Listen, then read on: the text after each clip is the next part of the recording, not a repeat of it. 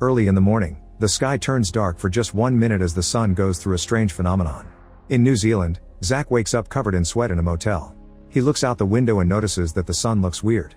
Then he goes to the kitchen to drink some water and turns on the radio, but there's only static.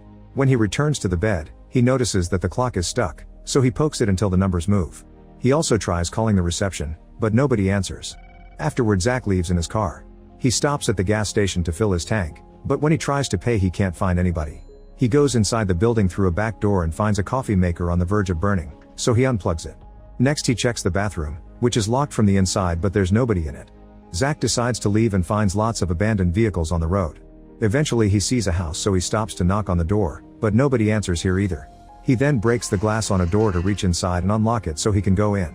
In the kitchen he finds a broken boiler spreading water all over the place, so he shuts it down. Every room is searched yet there's nobody around, even though there's an abandoned breakfast in bed. Back on the road, Zach sees various crashed vehicles, but not the owners or the authorities. This distraction causes him to almost crash into a badly parked fuel truck, but he manages to dodge it just in time. Zach then looks inside the truck and finds the seats empty, so he tries to use the radio. Unfortunately it doesn't work either.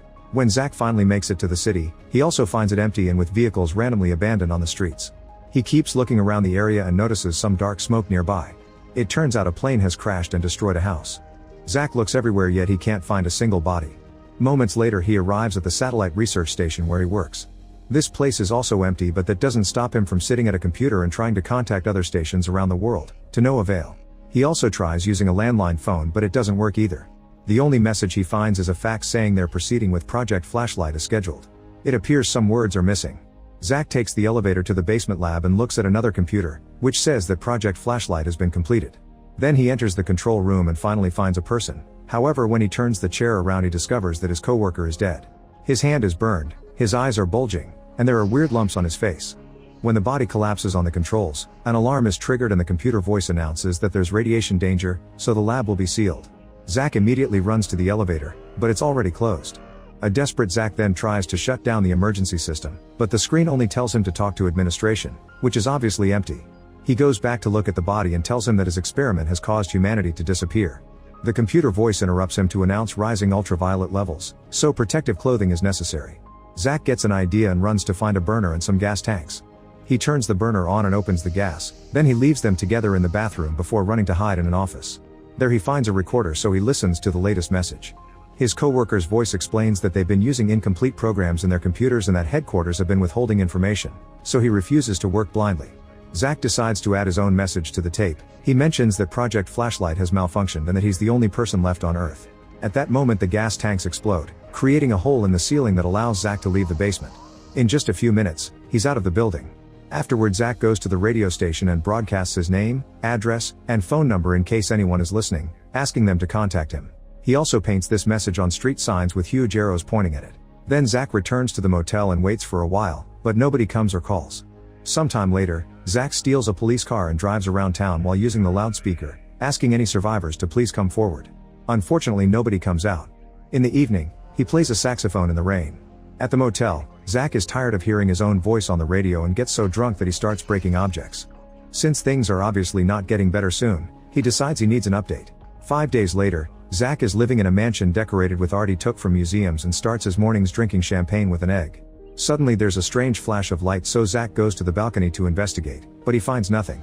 Later in the mall, Zach gets a bunch of supplies in the back of a car. He also uses a drill to break into any locked stores.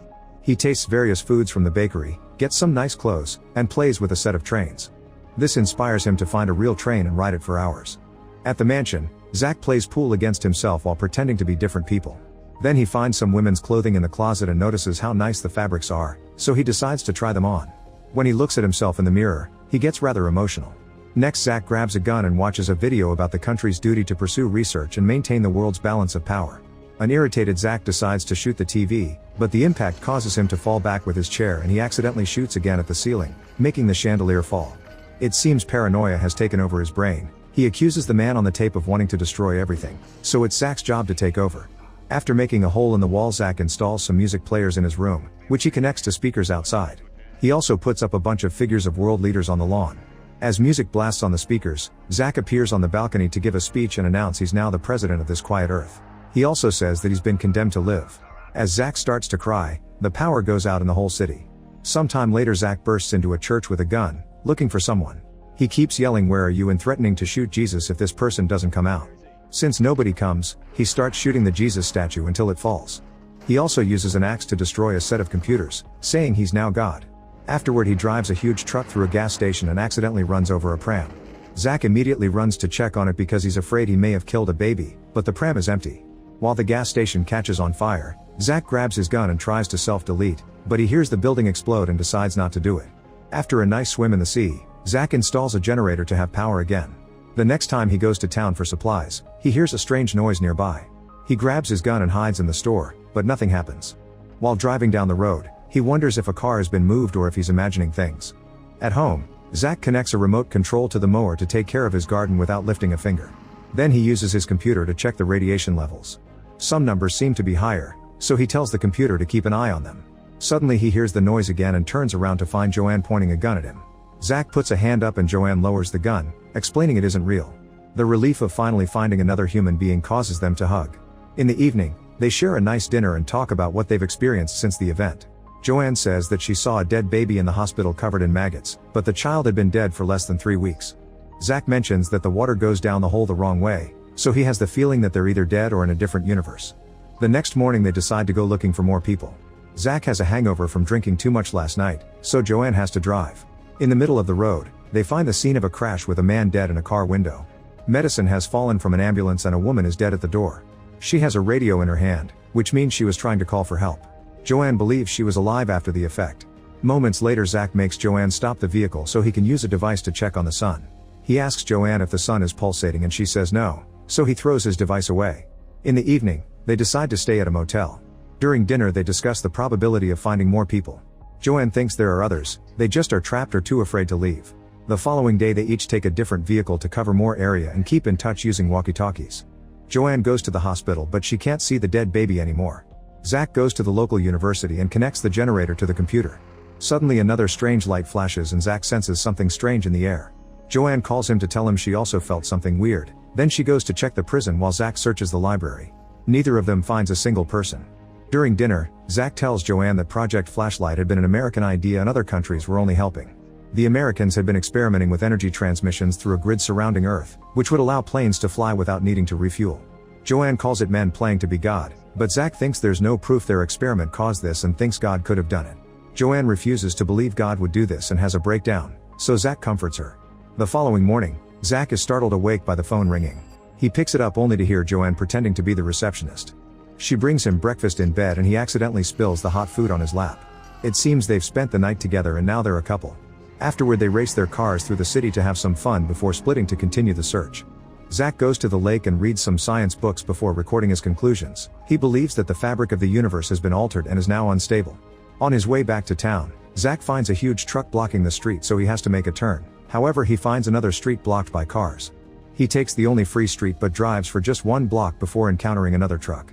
When he tries to leave by moving in reverse, a new truck comes out of a building and blocks him again. Zach leaves his car to investigate but doesn't find anyone on the truck's seats. Suddenly API jumps out the back of the truck with his own gun and disarms Zach before patting him down.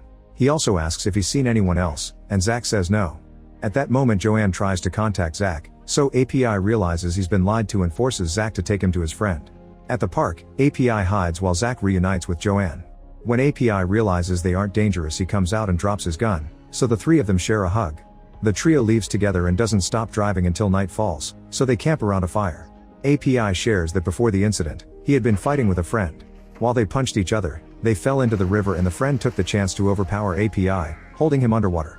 As he fell unconscious, API's spirit left his body and watched the scene from above.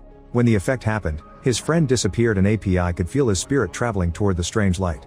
However, the weight of life sent him back to his body. Hearing this story makes Joanne remember that when the incident happened, she had been electrocuted by her hair dryer. After Zach remembers that the night before he had mixed alcohol with his medicine, he realizes he must have died too. The trio concludes that they survived the effect because they were dead when it happened. They spend the night in API's place and he plays the piano while Joanne and Zach dance. They end up all singing together. In the middle of the night, Joanne wakes up because she feels something weird and discovers that API isn't in his bed. She follows a noise outside and finds him in tears singing to a woman's grave. Sometime later, API studies the sun and notices that its oscillations are increasing. If this continues, it'll collapse in a few days. Meanwhile, Joanne and API go for a run together and Joanne asks why API fought with his friend. API explains he killed the guy's wife because it was necessary. Joanne now isn't sure if she can trust him. When Joanne comes home, Zach notices she's in a bad mood and wants to talk to her, however she wants to be alone. Zach tries to tell her about the sun, but Joanne tells him to discuss it with God, referring to API entering the room to watch all this. While Joanne walks away, Zach announces they have to leave quickly and API wonders why, thinking he's insulting his home. Zach asks him what he did to Joanne and reminds API that he's in charge. An argument ensues and API aggressively grabs Zach by his clothes when he makes a racist remark. Zach throws the recorder at his face to push him off and gets on his truck to escape. Zach rushes to his Jeep to follow him and asks Joanne if she wants to come, but she refuses to ride with him so he leaves. Then Joanne steals a car to follow them too. During the chase, API hears the notes in the recorder and learns that the sky grid created by Project Flashlight has been affecting the sun. When API finally catches up to Zach, he hits his car with the Jeep and pushes him off the road. Then API grabs Zach, but freezes when Joanne takes the gun from the Jeep to open fire.